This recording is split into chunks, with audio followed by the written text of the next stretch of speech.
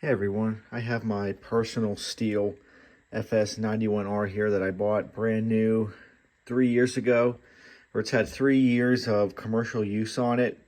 I'm just doing some work here. My main problem was that I had at one point accidentally stripped out the valve cover screw, so I had to drill it out and retap it with a new bolt because I was getting some really bad leakage around my valve cover gasket. You can see the engine is just really covered in grease and oil. It needs some other things done as well.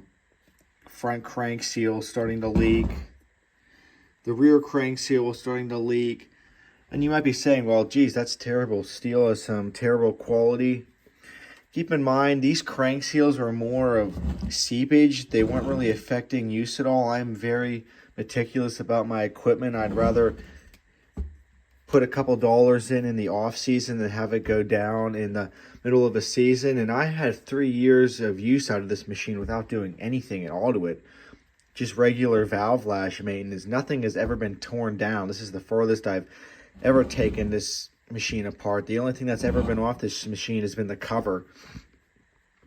That being said, I wanted just to make one point about the Stihl HP Ultra oil, their premium oil they sell. That is the oil that has been exclusively in this machine. And I must say, that oil has been doing a fantastic job. Look at my cam wheel here. Pristine shape. It doesn't have a single mark or wear on it at all. The surface is completely smooth. There's no wear at all where the pin goes in. None of my bushings are wallowed out at all. These bosses are still in perfect condition. You can see the oil in this machine. That HP Ultra oil seems to be the absolute best for their 4-mix engines. I've seen people complain about it before for their 2-cycle engines on chainsaws. I've seen some other channels talk about how it causes scoring on the wrist pins and everything. But I've said it before, and I think it's really true now that I've seen proof for my own eyes with my own machine that I know I've taken care of. That HP Ultra oil seems to just really do the best whenever you're using it for these 4-mix applications. None of my pins are worn out at all. They're super tight in the case covers. This one's extremely tight in here. It is a little bit dry. I've already cleaned off all the old gasket maker. One thing that also could be affecting the cam gears lasting a lot longer is these do have the updated covers now, with this little scoop here that really funnels oil right onto the lobe. But I've been very impressed with the HP Ultra 2-cycle oil.